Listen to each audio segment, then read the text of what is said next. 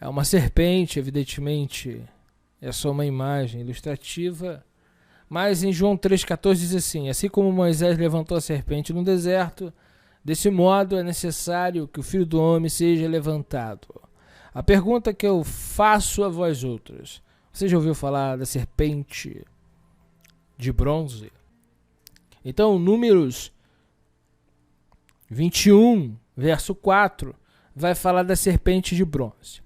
Um ponto a se falar é que a serpente de bronze foi feita por causa de uma consequência do pecado dos israelitas. Então partiram, Números 21, 4. Então partiram do Monte Or, pelo caminho do Mar Vermelho, Mar do Junco, que não é vermelho, é Mar do Junco, a rodear a terra de Edom. Porém o povo se tornou impaciente no caminho. E o povo falou contra Elohim e contra Moshe, contra Moisés: por que nos fizeste subir do Egito para morramos neste deserto, onde não há pão nem água? O povo falou: e a nossa alma tem fastio deste pão vil.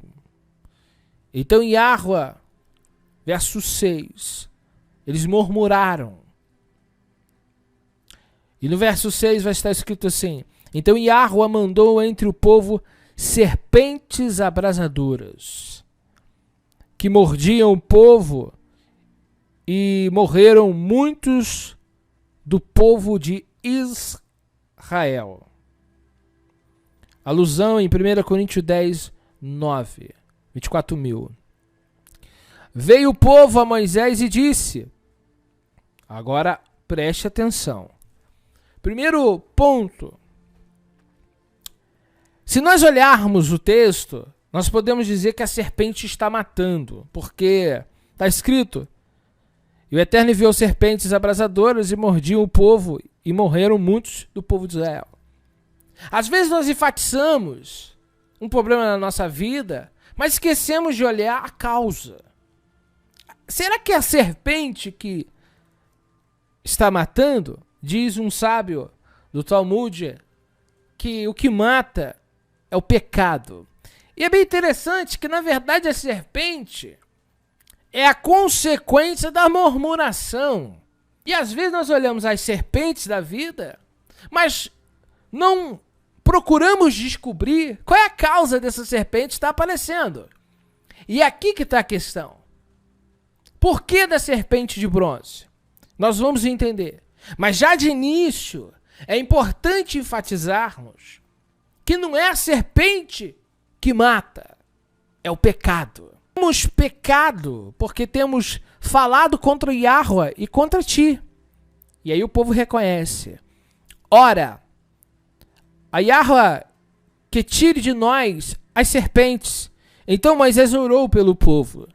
Disse Yahweh a Moisés: faça uma serpente abrasadora, põe-na sobre uma haste, e será que todo mordido que a mirar viverá, que olhar para ela. Fez Moisés uma serpente de bronze e a pôs sobre uma haste. Sendo alguém mordido por alguma serpente, se olhasse para a de bronze, sarava. O ponto central aqui não é a serpente que cura, é o arrependimento. Porque da mesma forma que quem enviou as serpentes para matar foi Deus, Deus também disse: erguei uma serpente, disse para Moisés: erga uma serpente de bronze. Para quê? O povo creu na palavra, olhava para a serpente e quem curava? Deus curava. E aqui é um ponto interessante. A serpente é um instrumento para mostrar o arrependimento. A serpente de bronze é, na verdade, um instrumento para mostrar quem, na verdade, se arrependeu. As serpentes não vieram simplesmente porque vieram. Elas vieram porque Deus as levantou. Porque pecado Deus não tolera. Por mais que Ele te ame, todo pecado tem uma consequência, porque Deus é santo. antes de pensar em pecar, pense nas consequências de Gênesis 6. Deus destruiu o mundo todo por causa de pecado. Deus expulsou uma terça parte dos anjos por causa de pecado. Deus destruiu Sodoma e Gomorra por causa de pecado. Por que Deus criou o lago de fogo? Por causa dos anjos que pecaram. Mas o Eterno é tão bondoso, gracioso, é fato isso, que Ele nos traz soluções para o nosso pecado. Quando nós nos arrependemos, Ele traz cura. E aqui é o ponto que você precisa olhar. Essa serpente de bronze é símbolo de Yeshua. Capítulo 3, verso 14 de João. E eu botei aqui para vocês verem. Assim como Moisés levantou a serpente no deserto, deste modo é necessário que o Filho do Homem seja levantado.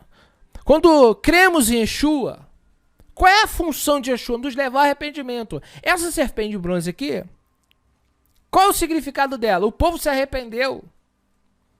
Por isso que o povo foi pedir socorro. Por isso que o povo reconheceu que havia pecado. Então olha para a serpente e ficava curado. Mas é um outro ponto. 2 Reis, capítulo 18, verso 4, vai falar de algo bem interessante que eu quero compartilhar com vocês. Vou ler o verso 1 primeiro. No terceiro ano do reinado de Oséias, filho de Ela, rei de Israel, Ezequias, filho de Acas, rei de Judá, começou a reinar.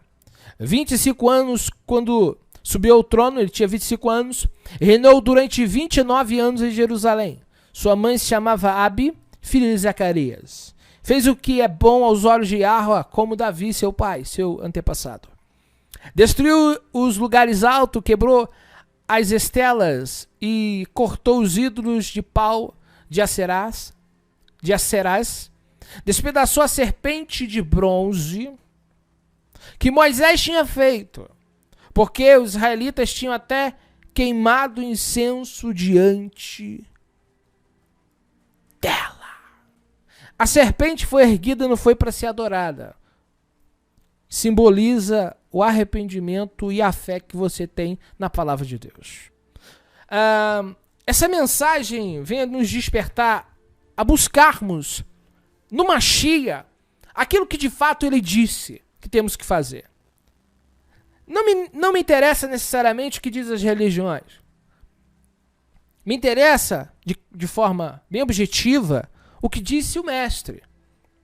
Quando Yeshua estava sendo tentado pelo diabo, ele disse que só Yahweh adorarás. Só a ele prestará culto. Na verdade, Yeshua veio nos fazer o quê? Se ele é um mediador, ele veio nos reconectar com Deus, que é o Pai. Yahweh Elohim. Há tantos textos na Bíblia que falam sobre isso. Mas o ponto central aqui dessa serpente de bronze, ela foi erguida como sinal de quê? Arrependimento do povo. O Yeshua vem nos fazer o quê? Se arrepender. Agora, se você acredita num Cristo que não te faz se arrepender, talvez você não está acreditando no Cristo bíblico.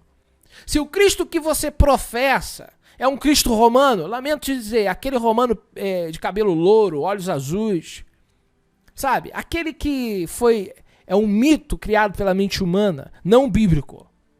Porque o bíblico, ele nos faz voltar para Deus. A função dele é essa, como varão enviado por Deus. Da mesma forma que, olhando para a serpente de bronze, as pessoas eram curadas. Quem olha para o Yeshua em sinal de arrependimento, como a proposta que Deus deu, então recebe cura. Se um Cristo que eu professo não me faz me arrepender, porque tem um oba-oba por aí hoje em dia, um evangelho meio torto, meio estranho, nada bíblico, na qual as pessoas elas vivem, entram do jeito e continuam do mesmo jeito, esse Cristo não é o bíblico. Porque o verdadeiro Cristo te traz consciência do que é pecado. Porque mais falou do pecado do que do céu. Ele mais falou do inferno e a consequência do pecado do que do céu e das coisas celestiais. Então é muito importante você entender que Cristo você está professando. Aqui que eu quero enfatizar é que muitos estão perecendo por causa do pecado.